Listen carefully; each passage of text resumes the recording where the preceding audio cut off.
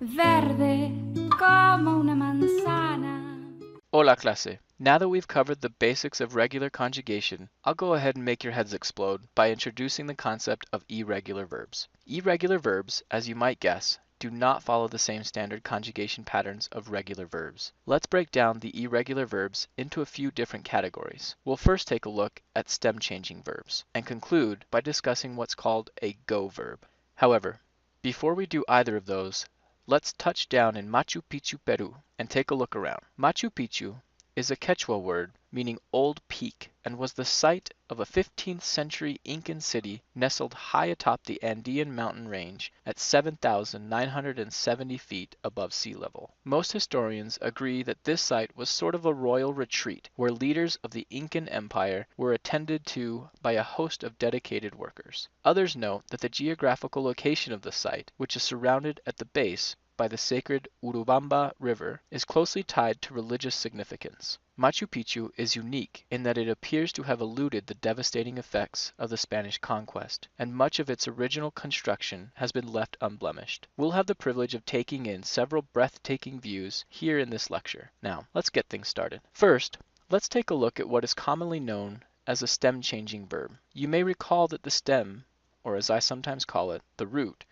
is everything in the verb except for the last two letters, AR, ER, or IR. A stem-changing verb is just that, a verb that when modified to a conjugated state undergoes a change in its stem. From the ER verb poder, we have puedo, puedes, puede, podemos, podéis, and pueden. Here we see that the verb changes from pod to puede in some of the conjugated forms. But take a look at the nosotros and vosotros conjugation forms. See how the root remained the same? This is because those forms are immune to the typical stem change shift. Poder falls under the category of O to UE stem changers. However, there are several categories of stem changer verbs. The other categories include verbs with stem changes from E to I and E to IE. Here are some examples of verbs in each category. Let's take a careful look at how each of these categories of stem changers work. Here we have the verb poder again, which means to be able to. As you'll recall, poder is a stem changing verb in the category of O to UE. So, if we wanted to conjugate poder to say something like I can talk, what changes would we see in the conjugated form? Well, first, since we want to conjugate for I in this particular context, we want the yo conjugation. Now the second modification that happens in conjugation is the stem change. Since poder belongs to the O to UE category, that is precisely the change that we will see in the conjugated forms of the verb. How about an example of an E to IE stem change? Let's take a look. To start, let's make sure we select the appropriate conjugation suffix according to our context. How would we say they think? They should hopefully tip you off to remember that the conjugation would require the AN ending for AR verbs. Now, what about the stem change? Knowing that pensar belongs to the E to IE stem change category, that is exactly the change we see in the conjugated forms. So, ready to head back to Machu Picchu yet? Vamos entonces. The construction of Machu Picchu was made possible because of a natural quarry that provided much of the stone for the city structures.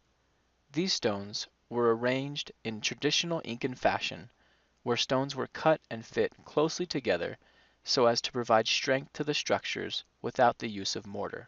Advanced draining systems allowed for the mitigation of heavy rains and mudslides. There is much concern with respect to the overexposure of Machu Picchu to tourism, and the Peruvian government has taken steps forward to restrict the heavy traffic of curious tourists. Without a doubt, because of its breathtaking setting and intact or restored structures, Machu Picchu stands at the top of the list of iconic images in the Spanish-speaking world. Okay, let's get back to those irregular verbs. One more type of irregular verb is called a go verb. These verbs, in their first person singular conjugations, are conjugated with go. You can see that in every other form of the verb, the root remains the same. To add to this complexity, some verbs are both stem changers and go verbs, like the following example. With tener, we have the go form in the yo conjugation and an E to IE stem change in the tú, él, ella, usted and ellos, ellas, ustedes conjugations. And the nosotros and vosotros conjugations remain unchanged as we discussed earlier. Here's a look at another go verb, decir, meaning to say. Here we see that decir has the go in the yo form conjugation as well as an EI stem change in the others. Okay, have your heads exploded yet? Let's hope not. I'll end by sharing with you a common question I hear from my students after learning about irregular verb conjugations. It goes something like this. Professor Sebastian, how do we know if a verb is regular or irregular? The answer, although not very encouraging, is simple. You can't. The only way is the hard way. That is, to familiarize yourself so much with Spanish verbs so as to feel whether a verb is regular or irregular in its use. Let's finish up this lesson with some practice questions to check your comprehension. According to the subject pronoun you see here, what conjugated form of the verb in parentheses would be needed? The correct answer, according to this particular context, is tienes. Once you've identified that you're working with the to form of the ER conjugation system, you know that you'll be needing ES in your answer. However, now that you know that irregular verbs also exist, another question you should ask is tener a regular or irregular verb? Hopefully you get to the point where you can easily recognize tener not only as an irregular verb, but as an irregular verb that undergoes an E to IE stem change, and that is also a go verb in the yo form. We'll take a look at some more practice questions in the quiz covering this section. Hasta luego.